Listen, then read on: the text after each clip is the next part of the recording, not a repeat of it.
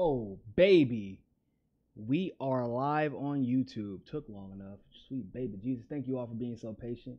Give it a second. We're going to let YouTube catch up. Do a little quick mic check 1 2 1 2. And then we'll go ahead and get started. Because I know you are as anxious as I am. Sorry it took so long for me to get here and get on live with you. I know you probably have been waiting to hear what me and Elizabeth and others have to say. Full disclosure, I haven't actually talked to Liz yet. I haven't talked to Liz and Jared yet, but I have talked to one of our other co-counsels. We haven't discussed our game plan moving forward yet. I'm going to tell you what I'm going to present as a game plan going forward, and you know what I'm going to add, because we're all obviously going to sit down and have a discussion about this. But YouTube, can y'all hear me? When you get there, let me know. Let me know. Matter of fact, Tim Black told me to tweet him this link for YouTube, so let me do that for him. A lot of people keep asking, is Tim Black really my uncle? No, Tim Black isn't really my uncle. Unc is and nephew is just a term that we use because that's how close we are. We talk pretty much daily, for those of you who are curious. And me and the Becks talk probably once every other day or once every 2 days or so, depending on how busy we are. And me and AJ talk pretty much daily as well. Because a lot of people ask me, like, oh, is Tim really your uncle? And I'm like, wow, where would you get that idea from? And I was like, oh, yeah. So, YouTube, can y'all hear me? Can I get a thumbs up?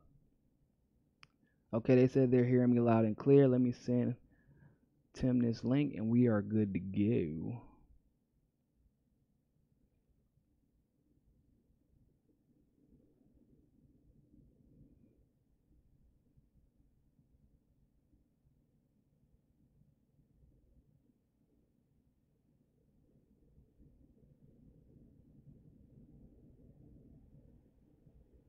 Boom, boom, boom. All right, baby, we in there. All right. So first of all, thank you all on YouTube, or excuse me, on Facebook for being so patient. I'm gonna ask this one more time. Can you all please share this out? Share it in your groups, share it on your personal pages. For those of you who are on YouTube, if you have a Facebook or if you have a Twitter or whatever, please share this out. And the reason that it is so important that we share this out is because there is a lot of misinformation being pushed out about the specificities of this case, where we should go and where do we go and where can we go from here, and what we as the people who created the case are planning on doing. I don't know why there's so much misinformation when they could just ask us. We're right here. We're pretty approachable people. I think that me, Jared, and Liz, we interact with as many people as we can, and we're pretty approachable. So if you're one of those people who are out like saying, hey, this is exactly what I thought was going to happen, and here's why it happened, don't do that. You're not helping the situation at all. You know, it's best in these scenarios, especially when you're dealing with matters like this, to wait for the people involved to give you like this, the lowdown, what's going down on the DL, before you just kind of, all hope is lost. Oh my God, we're all gonna die. Democracy is dead. I mean, effectively, it kind of is dead in a lot of ways, but it's not to do with this case. So everybody, let's just breathe in, breathe out, relax, get our bearings back. Let's go from talking about all the problems that we have, and let's get into solution mode, because that's how we got to the case to begin with. Is that while everybody was freaking out, while the DNC, which is effectively a dumpster fire, was freaking everybody out, we decided, you know what, we can get freaked out or we can find solutions. So now we're going to go into solution mode. So of course, Tim sent me the verdict and what happened, and of course Liz sent it to me DM, and I was about to break a wall. I thought about breaking a window. I jumped up out of my seat while I was at work, and I was like, oh my God, Judge Loft has lost his mind. And then I started reading the order, And I was like, yo, what is he talking about? This order doesn't make any sense. It's everywhere. He's saying he disagrees with this. He's saying he agrees with it. He's saying we didn't allege something. He's saying we did allege. Like, it was really, like, if you read the order, it was everywhere. Like, it was suspiciously everywhere. And now, granted, although I was angry, I had to take a step back myself. And so I called the most rational of all of us, out of me, Jared, Liz, and the other co-counsels, I called the most rational counsel, who is Colin, who is has a lot of experience with not only class action lawsuits, but the Broward County court system specifically that our lawsuit was brought into. Now, for those of you who don't know Colin, I'm actually going to have him on my show tomorrow. So it's going to be a fresh face for you all, a different perspective other than myself, Jared, and Liz's. He's kind of tried to stay in the background, but now he said that he is willing to come forward and have a deeper conversation with with you all about this situation. So I called Colin and we were talking and trying to understand what was kind of put in front of us, because you gotta understand what happened like super like last minute. So we're reading through, he was in the airport, and I was like, well, so what's the takeaway from this? And then he said, oh, this is actually what I expected. And I was like, what are you talking about? Colin's not the type to put his thoughts out there like that, but this is what he expected. And he explained to me, well, I know, he's like, I'm sure you noticed that he said this, not that the case was weak. I was like, yeah. He's like, that's huge for us. And of course, at this point, once again, I'm like, Colin, I don't understand what you're talking about, bro. Like, if he's saying it, because what it sounded like really was like what happened with James Comey. That's what it read like. If any of you read the order, which I'll post in the comment section after the video, the order sound like, yeah, everything you're saying, I 100% agree with. But then like the sinking in your heart situation happens like with James Comey when he's like, but that's why we decided we're not going to indict, right? So that's what it read like. And he was like, but no, this is a different scenario because for two main reasons. One, he didn't say that we didn't have a legitimate case. When it comes to a dismissal, you have a plethora of grounds that you can dismiss a case on. And when the dismissal takes place, the judge has to actually say, these are the outlined reasons as to why I'm dismissing the case. Now, for those of you who have read the order, there have been many people confusing what the order is saying versus why the case is being dismissed. Those are two completely separate issues. There is only one part that we need to worry about as far as the dismissal itself is concerned. We are being dismissed only on the belief that this may be, not absolutely is, but it may be in the wrong jurisdiction. It's not saying that he isn't the right jurisdiction. It isn't saying that we're wrong for bringing this to the court. He didn't even, for those of you who don't know, and I'm going to find the exact quote for you, but in this order, he even said the DNC essentially tries to purport that they can do what the hell they want to do and that they're allowed to. And he even says, no, you can't. He says it in the chart. He says himself, in quotes, the exact verbiage, or excuse me, the exact section of the charter where it says that, no, you cannot do that. So understand something. Understand, this is huge. And it's not huge in a bad way. What this is an attempt to get ahead, because corporate lawyers, specifically politically connected corporatist type attorneys, they have a particular way in going about these situations. What we have seen is standard behavior by corporate attorneys, especially in situations such as these. Their goal, and Judge Loft, he deals with these type of cases like huge and as far as the political bearing is concerned, huge cases like this all the time. And more specifically, he knows how the Democratic Party operates. And even more importantly, he knows how the Broward County operates, how the Broward County court system specifically in South Florida, for those of you who don't know, operates. Now, what could have happened? I want to go over the first scenario with you. We could have this dismissal could have been thrown all the way out, and we could have proceeded just as we thought and just as we expected, right? We were going to smack him around, slam dunk, right? Like Michael Jordan with tongue out, slam dunk, boom, right there. Would have been beautiful, perfect. Got to the end, got the judge's ruling. We're celebrate good time. Everybody's getting their $27 in average donations back, right? But guess what, ladies and gentlemen? The court system, the justice system itself is a process. So if this doesn't get dealt with now, after, guess what happens? An appeal to the court system, it will go to the appellate court because they will appeal, because they always appeal. They're always going to appeal. This is at some point, if not by us, by the DNC, going to go to the Supreme Court, ladies and gentlemen. It's going to.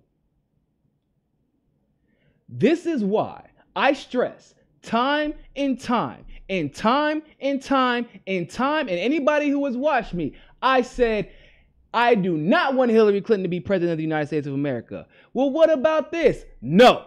What about that? No. What about racism? Still going to be here. But most importantly, what about the Supreme Court system? What about the Supreme Court justices of the United States of America?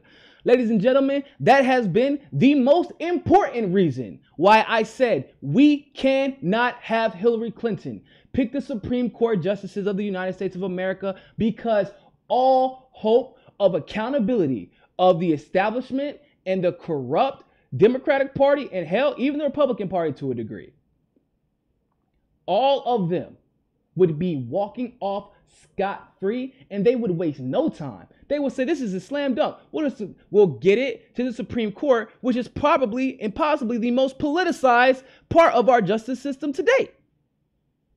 So what happens if Hillary Clinton wins? And we already know it's weird that Scalia just kind of came up dead with no autopsy. We know that's weird. And then she would have picked two justices that we don't have a guarantee that they would have been progressive. We damn sure don't know that. But we do have a pretty solid guarantee that they would have been corporatists. I think we can all agree with that, right? I think that we don't know for a fact that they would have been progressive. But in order for Hillary Clinton to have gotten TPP passed, because she did not have enough Democrats and enough corporate Democrats specifically, nor enough Republicans to get that passed, she would have had to start making some compromises, no? Because when you take that many donations, people going to start calling up like, hey, lady, didn't we tell you we need that money? If you said that you was going to get this passed if we donated all this money to you. So we need you to push TPP. Because once again, she said that she called TPP the gold standard. And she was all against it in the primary. And then in the general election, all of a sudden, she was, what? I never said that. I think that TPP can be worked on.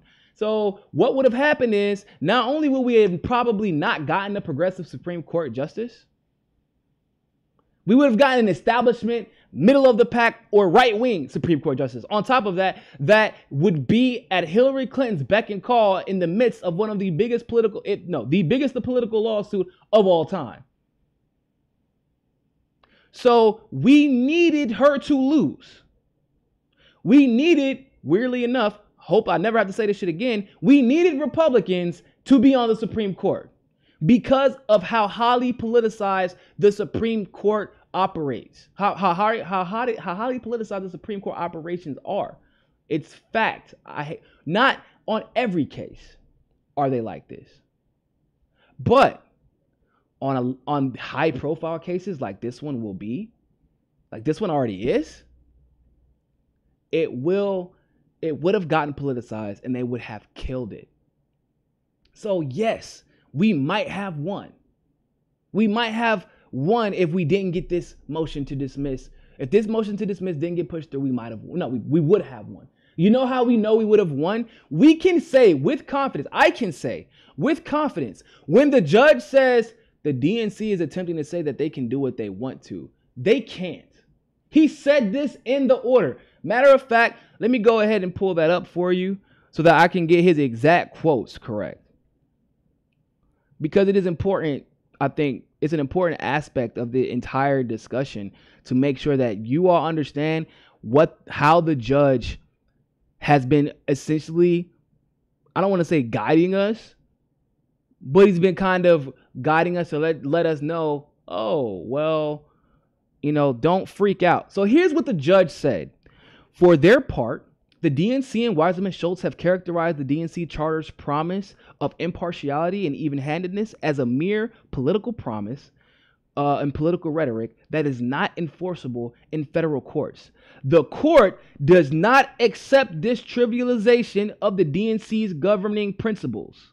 While it may be true in the abstract that the DNC has the right to have its delegates go into the back room like they used to and smoke cigars and pick candidates that way, DE 54 at 3622-24 of the DNC charter, through its charter, has committed itself to a higher principle.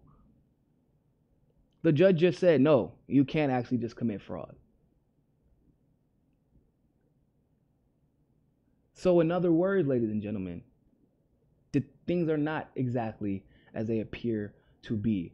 And the court system is a process. And the judge understands this process and knows that, guess what? If we didn't deal with the jurisdiction possibility now, it would have been something that was dealt with later and at a far more inconvenient time for us, ladies and gentlemen. So essentially, he took a case that would have probably taken 6, probably 7 years total. If they had it their way, it would have been 10 or 11 years on this case. It's not an exaggeration, and that is optimistically 10 or 11 years because of the gravity of this case. And he's taken that and cut 3 to 4 years of appeals off. That is why that's what apparently it looks like the reason why I dismissed. Now, this is me talking to Colin and one of our co-counsels, and he works in the Broward County system. He knows he's presented arguments in front of the appellate judges, in front of federal judges, and he understands how this system works. And so he says, this is exactly what I expected to happen. And believe it or not, it's probably the best thing that could have happened to us, because we would have won and then they would have extended it. But we essentially have deduced up until this point. Like I said, I have yet to talk to Elizabeth and I've yet to talk to Jared because they're on right now with H.A. Goodman. I'll be speaking to them tomorrow. However, just because we're checking to make sure the jurisdiction is valid doesn't mean that it's not the right jurisdiction. To affirm this, the judge made this final order without prejudice. Now, for those of you who did not know what that means in legal terms, without prejudice means that we can refile the lawsuit once we make the necessary appeal, and that we can bring it back to that court specifically, and we can have it heard in front of that judge specifically. He essentially told us in that order, the order that the order to dismiss, that no, the DNC cannot do what they think they can do, that they allege they can do. And he even went out of the way in the way that Colin described it. He said he was way too detailed in a dismissal order that's based off of jurisdiction. He listed a bunch of facts, which is huge, actually, because the appellate courts have to now read over all of this and the entire transcript, and then they have to cross compare, saying, okay, did they actually not do this? Oh no, they did allege that, and they did it pretty successfully. Did they actually not do this? No, they did allege that, and they did claim this, and they substantiated that claim pretty successfully as well. And then it goes into this, wow, okay, this is starting to look a little suspicious, which is why I called Colin. I was like, why does it look like we won the case, but he's telling me the damn case is dismissed, Colin? I don't get it. You need to talk to me. The reason why is because it looks like we got a little, I don't want to say a guardian angel, but we kind of have a little guardian angel is what it looks like at the judge spot. If you've read the transcripts, if you've heard any of our interviews, the judge clearly does not like the DNC. The judge clearly liked the arguments that Jared made. The judge clearly was alluding to the fact that if this case does not go the way it needs to, it is going to be damning for democracy altogether. So, take a step back and remember that this is not a sprint.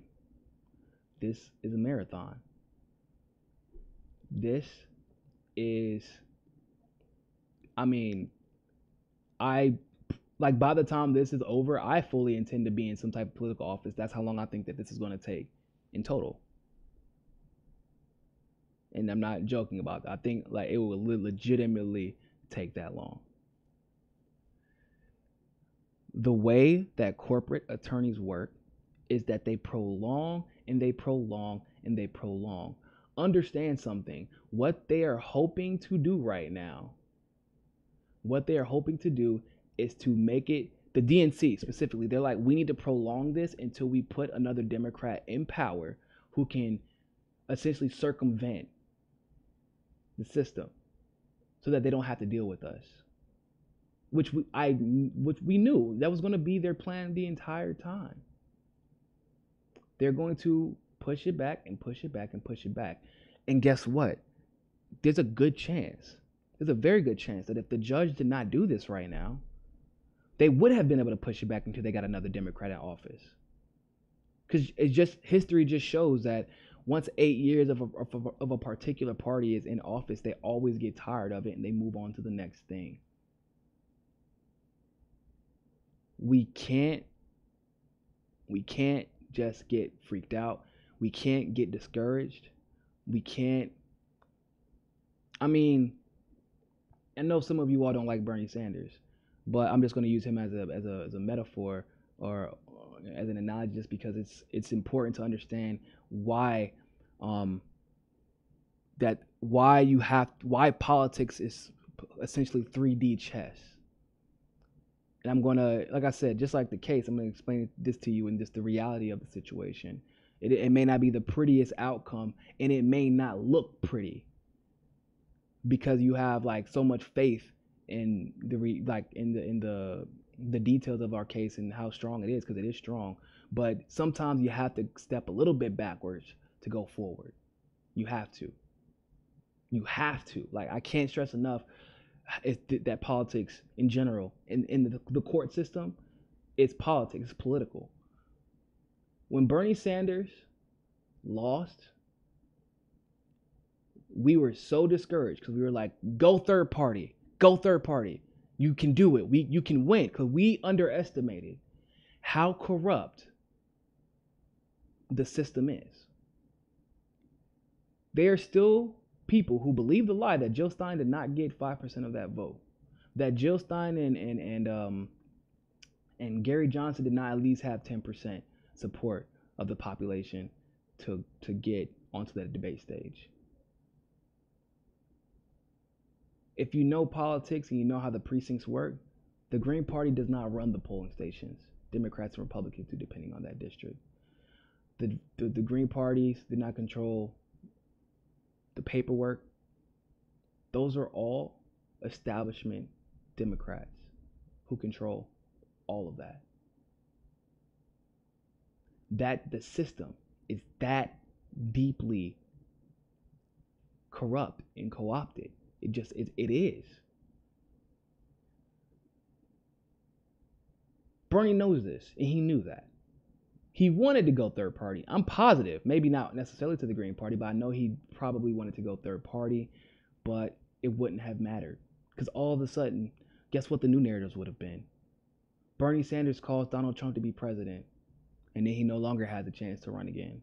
And then anybody who was associated with Bernie Sanders is then blamed.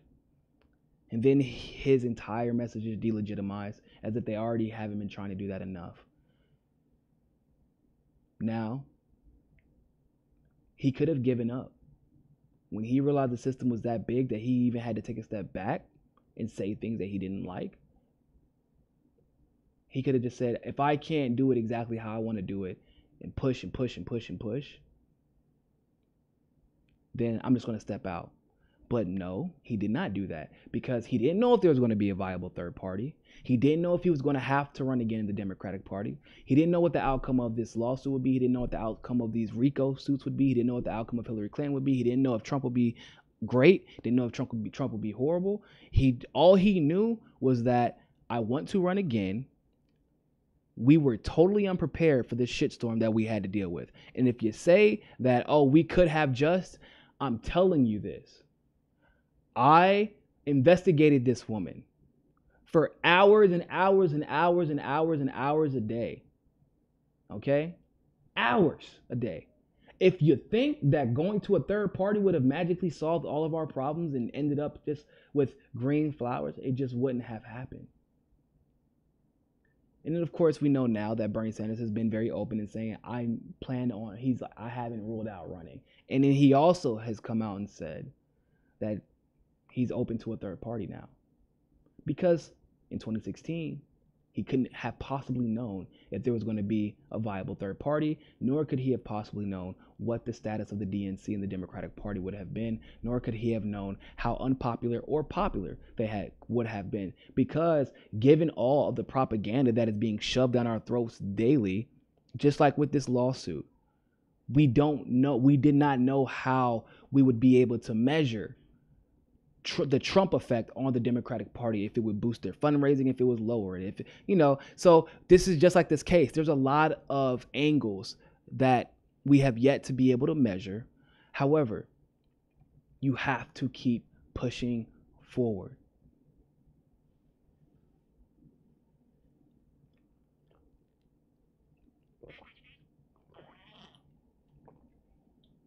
We got to keep pushing forward. We have to keep building. We have to keep spreading awareness. I hate to say the cliche, you have to keep hope alive. But at this point, hope and fight are all we got left. And I promise you, it's a lot harder to keep on fighting if you don't have hope. And it's a lot harder to keep having hope if you don't have any fight left in you. So we have to keep fighting. Understand that it's a marathon and not a sprint. That's how the establishment keeps killing us. We think things are a sprint, and it's a marathon. We don't quit just because we lose one time. Now, once again, for those of you who don't like Bernie Sanders, that's, for your personal reasons, whatever, that is what it is. But the one thing that I take away from that man, and one thing I admire most, is he's gotten his ass kicked plenty of times. And guess what? He ran and ran. Nah, Maria, we don't resist. I don't like the phrase "keep resisting," because first of all, it's a DNC co-opted phrase, and it's lazy. Resisting is lazy. Like, resisting is what I do when I'm like on the defensive and I have no plan on going back on the attack and I can't go on the offensive. We're all about the offensive here. We don't resist things. Resisting is reactive. You don't beat the DNC by being reactive. You don't beat the establishment by being reactive. You don't, like Hillary Clinton didn't resist. That's not how she rigged the DNC, the Democratic primary. Hillary Clinton started this 7 years ago. She won't resist in shit when she decided to rig this. The problem with the phrase resist is Maria, I'm not attacking you. I don't want you to feel like I'm attacking you. I'm just telling people, because there are a lot of people who use that term, and they're not using it like thinking, oh yeah, the DNC said use it, so I'm using it. They're not thinking that, but it's a mindset that we have been pushed into for damn near a century at this point. And when I say it's a mindset that we've been pushed into, because think about that. Is that really any different than what the Democrats have always done?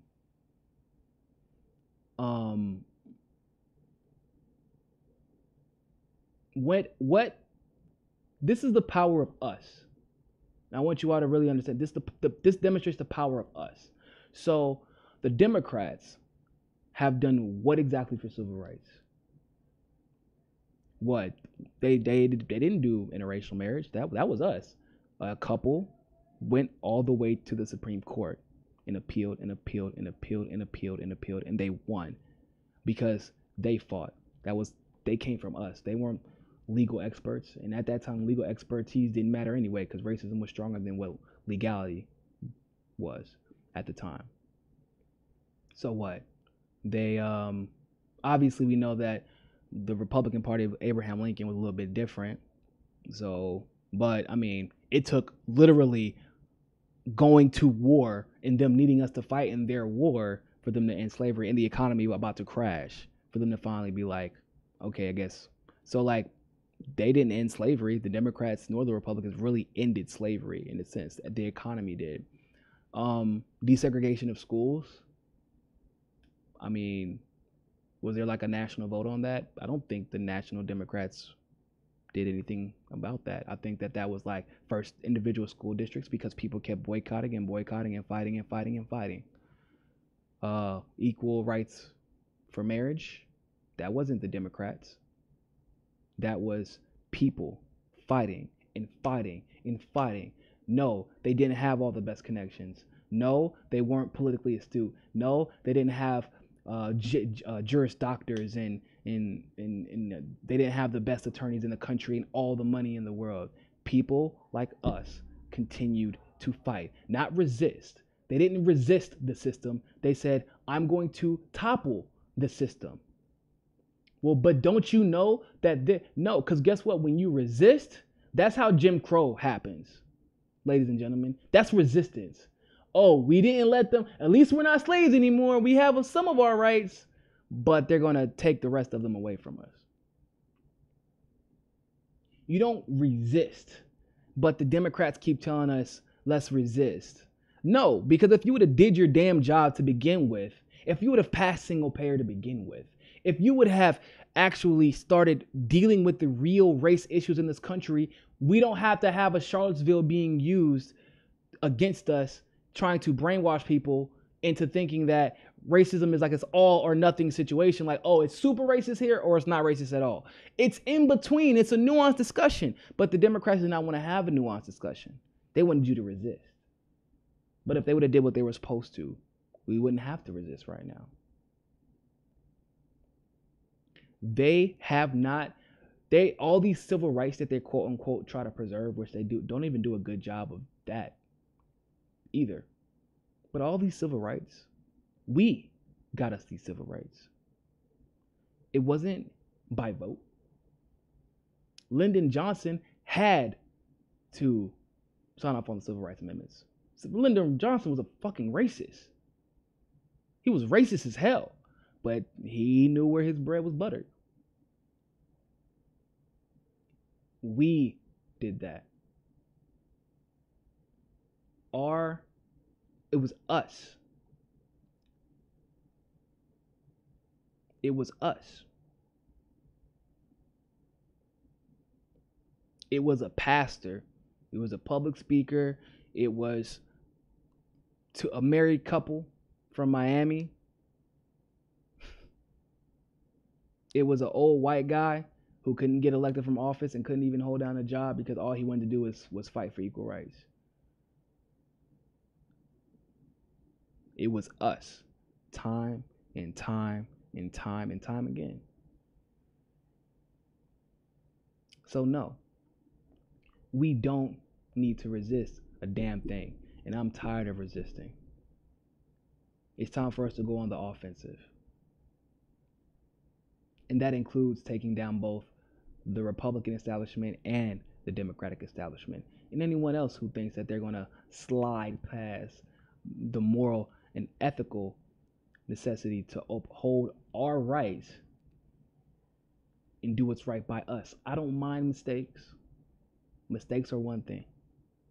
But what we are seeing is just moral bankruptcy.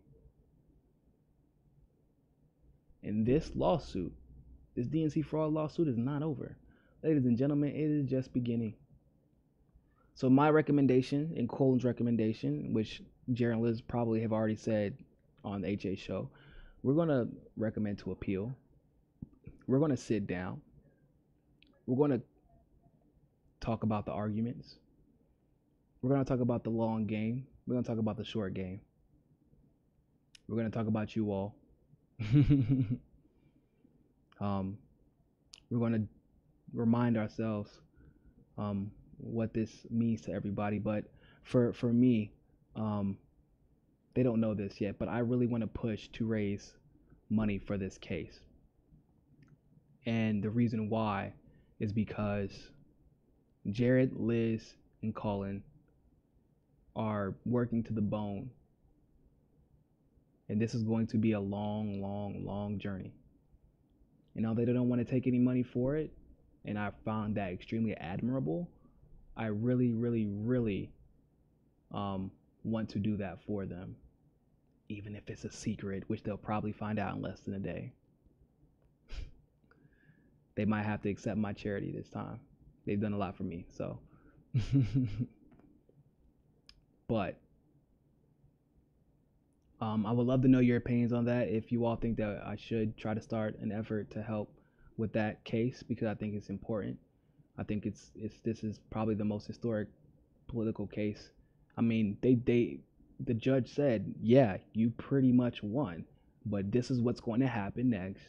So I'm just going to do it now and only dismiss on these grounds, and even tell you, hey, you can even bring it back to my court after you're done dealing with them. It's just a jurisdiction issue. Just a jurisdiction. Jurisdiction is something really simple. Why do you think that they're not bragging about this? Why do you think that the DNC isn't bragging about this? Why do you think CNN and Newsweek and New York Times and all those, in Washington Post especially, you think they don't know? You think they don't know? They know this. They know. They know what Colin knows, what Jared and Liz probably know. They know that yeah, you think this is a victory if you're on the other side, but nah. They're calling Debbie Wasserman Schultz like, look, I know you just got a little bit excited, but don't get too excited because it is not over. Jurisdiction is like this. That's just saying we should be arguing in this spot instead of this spot. Let's make sure we're arguing in the right spot, then we can go from there. It saved us time. It saved us their money. When I say time, because time, when you're especially when you're a contingency attorney, it is money. But I think probably the most important thing to come out of this case is that the judge told us how he felt, because these are his words. In more or less words, he said, you're correct. You're very much so right. Everything that you said is right. Everything that you know, he said some things that are a little bit more, it's like more cryptic, if you will.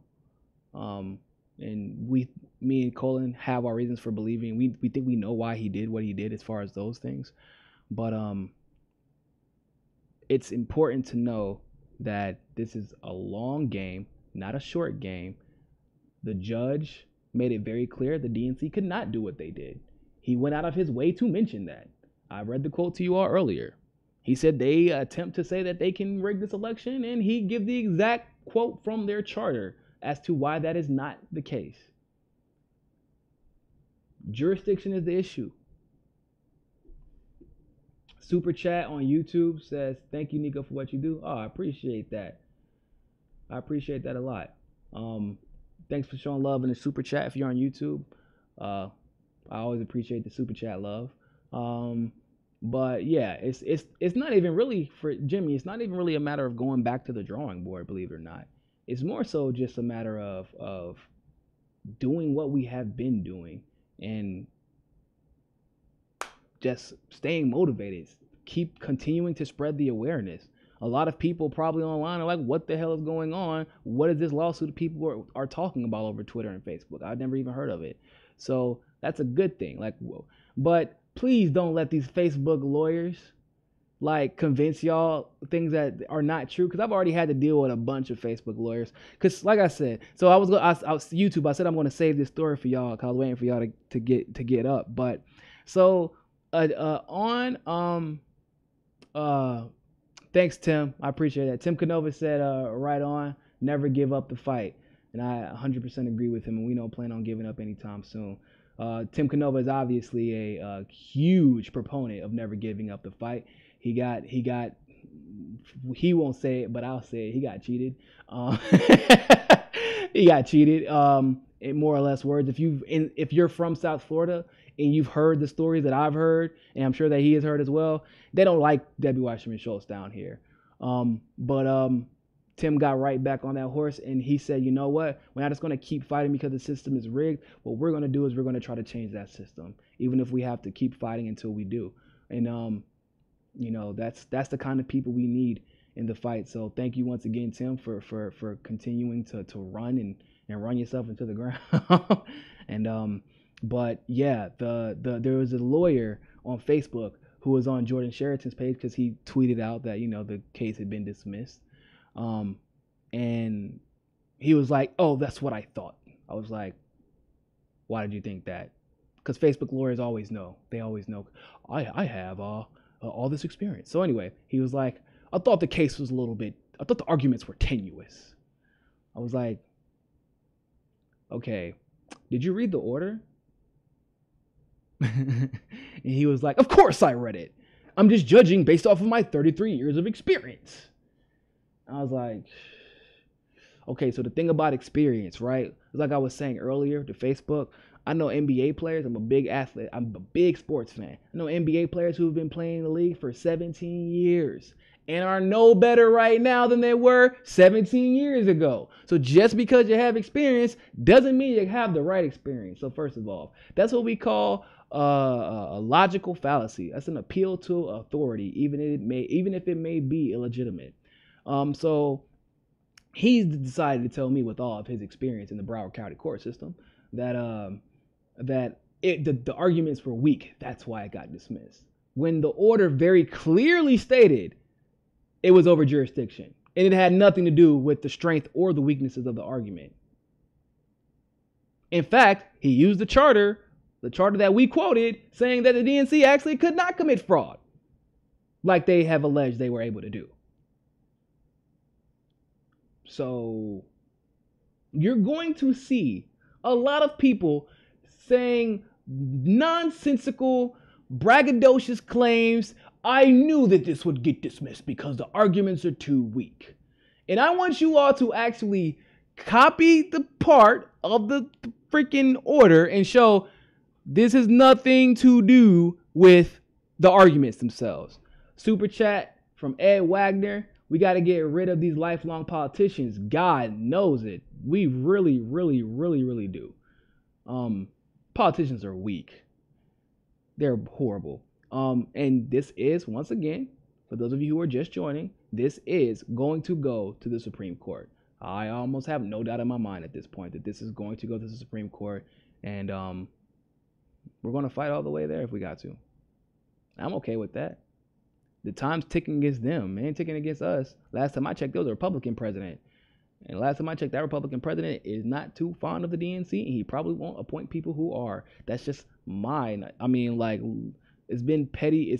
I hate to say it. It's been a lot of pettiness going on in politics now. And because of that pettiness, I have full faith in the pettiness of Donald Trump. And I have full faith in the Congress's pettiness and the Senate's pettiness when it comes to appointing a Supreme Court justice who is everything antithetical to the Democratic Party, at least in the open.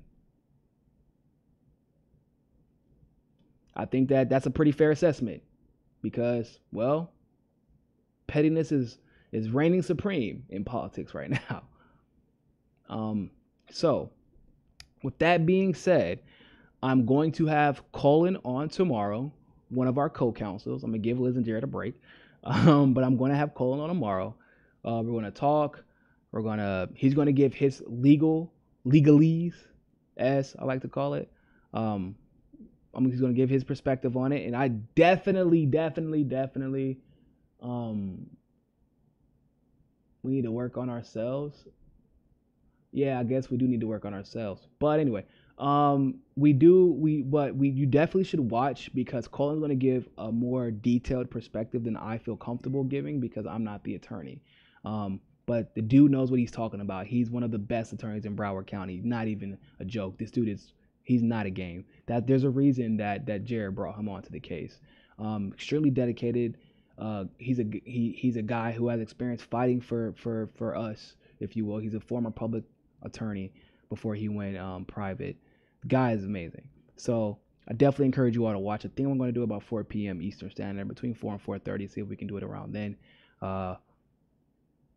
I think that's pretty much it for now. There's some crazy stuff that's been coming on. I know y'all saw that TYT stuff. Woo, I gotta look at that. Look, don't spoil it for me. I watched the video, but I do some digging. That's crazy. That TYT stuff is crazy. I told y'all that $20 million ain't win no Christmas money. I told y'all. Y'all know y'all know. And some of y'all who saw the video, you know exactly what I'm talking about. I'm gonna talk about that tomorrow. We're going to do some more Antifa stuff tomorrow. This apparently been somebody who got caught rigging in the election for Trump during the primaries in North Carolina who got tried and convicted. So that's a little bit interesting. It's weird how that could happen. Yeah, we can't find no goddamn judge in all of the United States of America who can prosecute anybody at all for any of the things that Hillary Clinton did in the primary. But that's a different discussion for a different day. But we're going to talk about that tomorrow. What else are we going to talk about? The NFL ratings since Colin Kaepernick has dropped off. Or they forced him to drop off. We're going to talk about that. As far as I know, I think that's it tomorrow. So definitely subscribe, follow the page, join our $1 campaign on Patreon. We donate one. Our goal is to have $1 for every subscriber that we have. It's including myself, Tim Black, Hard Bastard, Inside News Network, and H.A. Goodman. We started the campaign together simply because, obviously, MSM is not doing their job. The mainstream media is not doing their job. They're lying. Please contribute. Literally, this helps us live. Not joking. It is not an exaggeration. For those of you who don't know me, I get up at 7. I work until 7 or roughly 7:30. I get home at 8 and I do this all night until about 12 or 1 in the morning. And I get up and I do the same thing. And then on Saturday mornings, I do the same thing. Then I go work a part-time job and then I do this again at night. And then on Sunday mornings, I do the same thing. Then I work a part-time job and then I do this again at night. This is literally my life. This is literally Tim's life. This is literally H.A. Goodman's and Hard Bastards and the Inside News Network. This is our life. This is our livelihood, I guess, if you want to say. This is what we enjoy doing. And regardless of whether we're going to get paid or not, we're going to continue doing it. But it makes the burden a lot, it makes the burden a lot less heavy if we can do things like buy new equipment, which you all have helped me do. Thank you so much. I have a new stand I have a new radio stand. I have a new phone. I have a new camera. I have tripods. And this is all thanks. Who has been watching me from the very beginning of my shows? You all have seen where we started at. We started with my iPhone headphones. That's what I started out with. iPhone headphones in my car, ladies and gentlemen. That was it. And from then to now, we've been able to progress the show so far because now with the Patreon help and with the PayPal help and with the Super Chat help and all that stuff, YouTube, I got a microphone. I have a microphone's arm. I have my new phone. I can get unlimited data so I can live stream wherever I need to. If I have to make a quick update, I have a new a camera for the live streaming, for the computer, the webcam.